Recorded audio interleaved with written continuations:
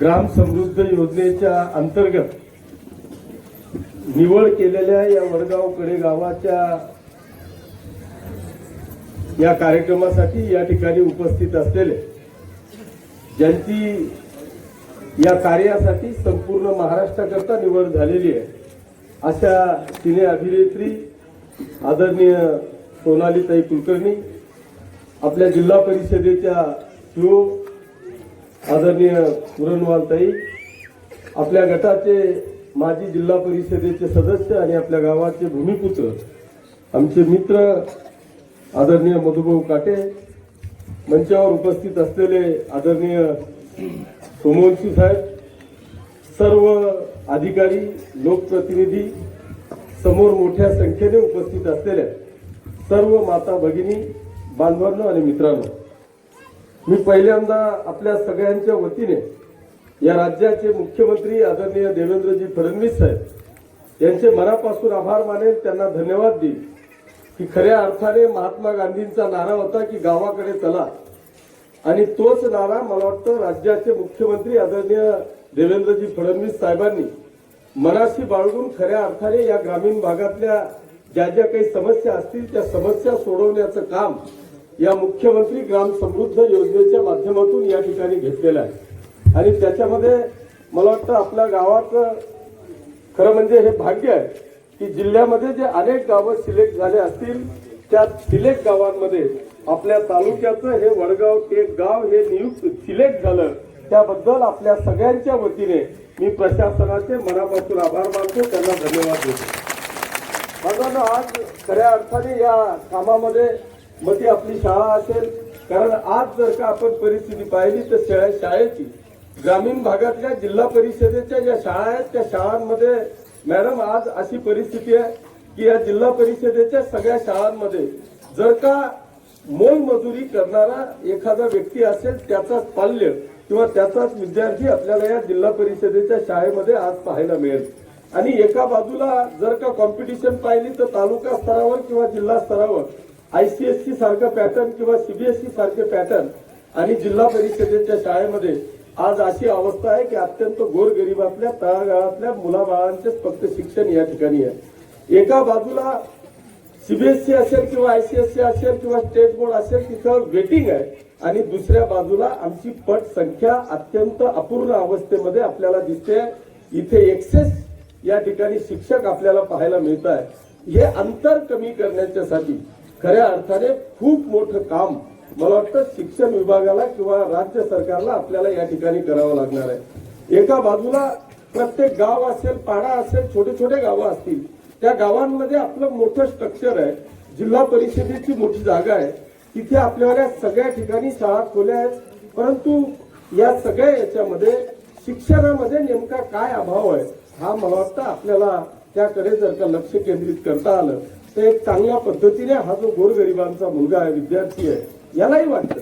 आज जर का तुम्ही पाहिलं तर प्रत्येक कर्तव्य करणारा, काम करणारा, मोलमजुरी करणारा एखादा व्यक्ती जर का असेल तर त्याला असं वाटतं की माझ्याजवळ माझी संपत्ती म्हणजे हे माझे मुलं आहेत, आणि याच्याकरता पोटाला चिमटा देऊन तो तालुक्यावर त्या ठिकाणी आपल्याला आपल्या विद्यार्थ्याला शिकवण्याचा प्रयत्न करतो, आणि हीच माझी संपत्ती आहे असं समजून त्याच्या करता तो काम करतो. परंतु इथे मला सांगताना या ठिकाणी मग ते माध्यमिक असेल किंवा कॉलेज असेल, आपण विचार करा, जिल्हा परिषदेची शाळा सोडा, पण बऱ्याचदा असं होतं की माध्यमिक शाळा जर का आपण पाहिल्या तर किंवा कॉलेजेस आपण जर का पाहिले तर परिस्थिती अशी आहे की एक शिक्षक एखादा विषय घेऊन प्रावीण्य मिळवलेला असतो, पण मला आजपर्यंत असं आढळलं नाही की तो 10-20 वर्ष झाले शिकवतोय, पण शिकवत असताना पुस्तकाविना एखादा शिक्षक शिकवतोय असं मला आजपर्यंत पाहायला मिळालं नाही. म्हणजे ज्यांनी त्या विषयाचं प्रावीण्य मिळवलंय, 10-20 वर्ष झाले तो शाळेमध्ये शिकवतोय, तो एक विषय वर्षानुवर्षे शिकवत असताना सुद्धा पुस्तकाविना शिकवू शकत नाही, आणि एका वर्षामध्ये आमच्या विद्यार्थ्याकडून जे 10-12 विषय आहेत ते कॉपी विना तो पास झाला पाहिजे अशी मानसिकता आमच्या शिक्षकांची आहे. याचा अर्थ असा नाही की यांनी कॉप्या केल्या पाहिजे, पण मग हे शिक्षण नेमकं काय आहे आणि कशा पद्धतीने पुढे गेलं पाहिजे याच्यावर आपल्याला काही मार्ग काढता येईल का, मला वाटतं हा सुद्धा अत्यंत महत्वाचा विषय या ठिकाणी आपण केला पाहिजे असं मला वाटतं। आणि म्हणून याच्या बरोबरच आज जर का पाहिलं तर या शाळांमध्ये, जिल्हा परिषदेच्या शाळांमध्ये बऱ्याच गावांना वीज कनेक्शन नाही। वीज कनेक्शन आहे तर त्याचं लाईट बिल कोण भरेल हा प्रश्न आहे। त्यांनी लाईट बिल नाही भरलं तर MSCB त्याच्या बोकांडे मार्केटला येऊन बसते की याचं कनेक्शन कट करा। तर या सगळ्या गोष्टींवर मला वाटतं आपल्याला एक लक्ष केंद्रित करणं गरजेचं आहे। मागच्या काळामध्ये आपण DPDCच्या माध्यमातून या शाळांचा दर्जा वाढावा म्हणून मला वाटतं सगळ्याच शाळांना आपण कंपाऊंड या ठिकाणी दिले आणि कंपाऊंडच्या माध्यमातून हे झालेलं आहे। मला आणखी एक विनंती आपल्याला करायची आहे की आता मी एक उर्दू शाळेमध्ये कार्यक्रम होता आणि तिथे गेलो। आता 2 विषय असे आलेले आहेत की विद्यार्थी आणि विद्यार्थिनींना एकत्रित करण्याचा काहीतरी निर्णय मला वाटतं GR शिक्षण विभागाने केलेला आहे। आता तिथे जर का पाहिलं तर सगळे ते वेगवेगळे आहेत। तर माझी विनंती आहे की तिथे पटसंख्या मुस्लिम समाजाची असल्यामुळे जेवढी मोठी पटसंख्या आहे त्यांना वेगवेगळं ठेवणं हे गरजेचं आहे म्हणून तो एक निर्णय आपण त्या ठिकाणी घ्यावा। आणि दुसरी विनंती अशी आहे की आता नगरपालिकेच्या हद्दीत जिल्हा परिषदेची शाळा आहे। आमची एक विनंती आहे की नगरपालिका सगळा खर्च करायला तयार आहे पण त्या जिल्हा परिषदेच्या शाळा आपण नगरपालिकेकडे जर का हँडओव्हर केल्या त्याच्यासाठी नेमकी काय प्रोसेस आहे ती प्रोसेस आपण करू।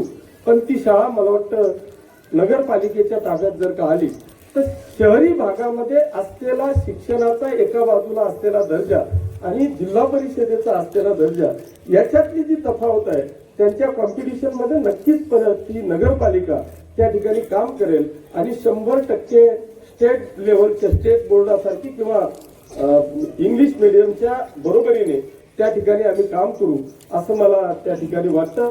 मी जास्त वेळ घेणार नाही।